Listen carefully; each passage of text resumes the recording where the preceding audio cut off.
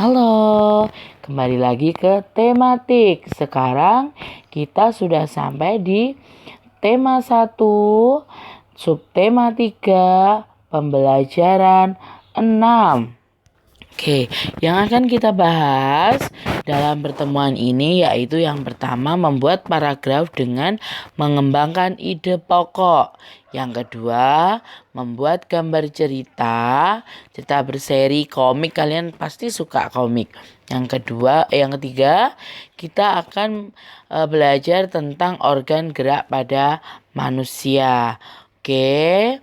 Sekarang kita akan belajar yang pertama IPA. Kalian sudah siap? Yuk. Di hadapan kalian ada seorang anak yang merasa lehernya kaku karena salah posisi ketika tidur. Nah, gangguan pada otot seperti itu bisa terjadi karena kebiasaan yang salah. Apa saja ya penyebab gangguan atau penyakit pada otot manusia? Penyebab yang pertama bisa karena pembawaan sejak lahir. Kemudian, penyebab yang kedua bisa karena infeksi bakteri atau virus. Dan penyebab yang ketiga bisa karena kebiasaan yang salah. Nah, yang paling sering nih penyebab gangguannya karena kebiasaan yang salah. Beberapa contoh kebiasaan yang salah yang dapat mengakibatkan otot kita menjadi sakit. Yang pertama, membaca buku dengan posisi tidur. Kemudian, membawa beban yang terlalu berat. Berjalan dengan tubuh membungkuk, tidur dengan posisi yang tidak benar, dan menulis dengan posisi duduk yang tidak benar. Kebiasaan-kebiasaan ini jika terus-menerus dilakukan, maka akan menyebabkan otot kita akan menjadi gangguan. Menjaga kesehatan organ gerak, terutama otot, sebenarnya dapat kita lakukan sejak kecil melalui penerapan gaya dan pola hidup yang sehat serta makanan yang sehat. Jika dilakukan sejak kecil, maka akan menjadi kebiasaan hingga kalian dewasa nanti dan otot kalian akan tetap sehat sampai kalian dewasa nanti. Bagaimana ya cara mencegah terjadinya kelainan pada organ gerak? Yang pertama, dengan memperbanyak mengkonsumsi sayuran dan minum susu berkalsium. Kemudian yang kedua, agar terhindar dari artritis, sebaiknya selalu menjaga metabolisme asam urat di tubuh dengan membatasi makanan yang dapat memicu meningkatnya asam urat.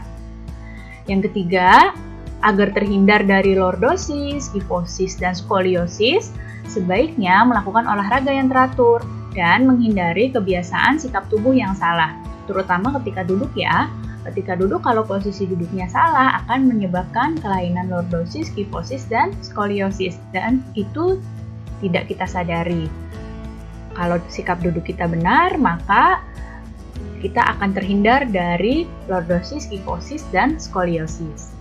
Kemudian, agar terhindar dari osteoporosis atau pengeroposan tulang, dianjurkan untuk mengkonsumsi makanan dan minuman yang banyak mengandung kalsium. Kemudian, agar terhindar dari rakitis, dianjurkan untuk banyak mengkonsumsi telur, susu, dan minyak ikan, serta berjemur di pagi hari. Seperti yang kita tahu ya, matahari di pagi hari itu banyak mengandung vitamin D yang bagus untuk tulang dan tubuh kita.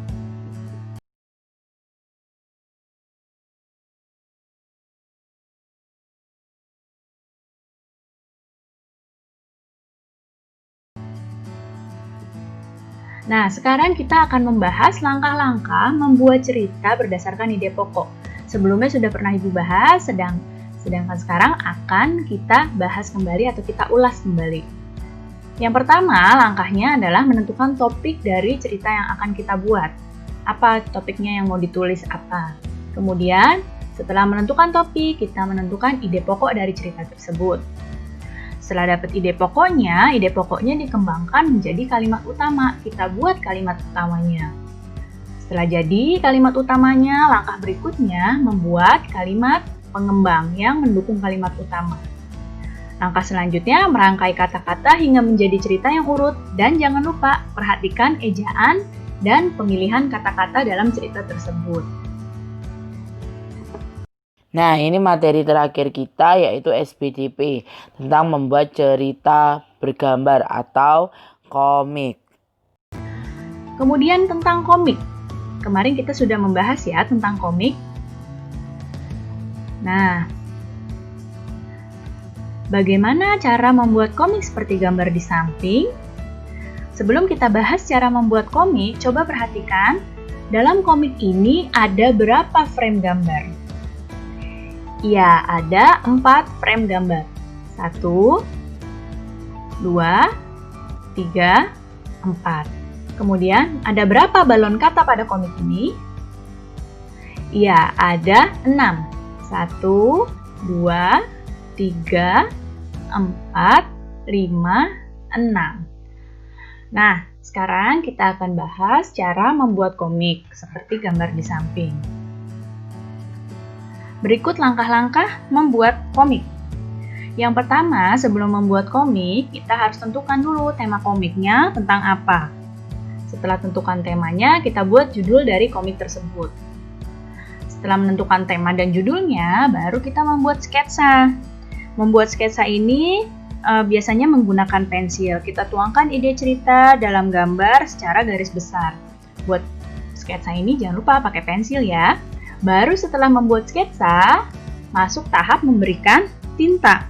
Yaitu di sini penegasan garis sketsa dengan menggunakan tinta.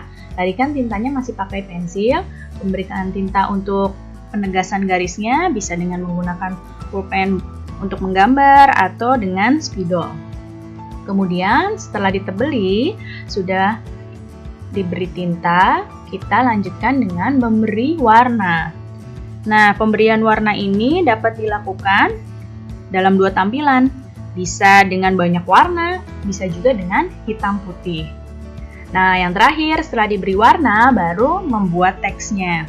Membuat teks pada komik ini ditulis dalam balon kata ya, di dekat gambar si tokoh tadi.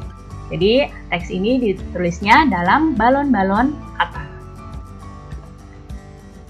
Baik, cukup sekian ya penjelasan Ibu kali ini. Mudah-mudahan kalian dapat paham dan mengerti.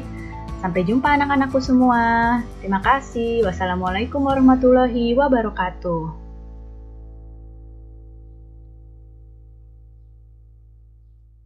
Oke, materi kita hari ini sudah selesai.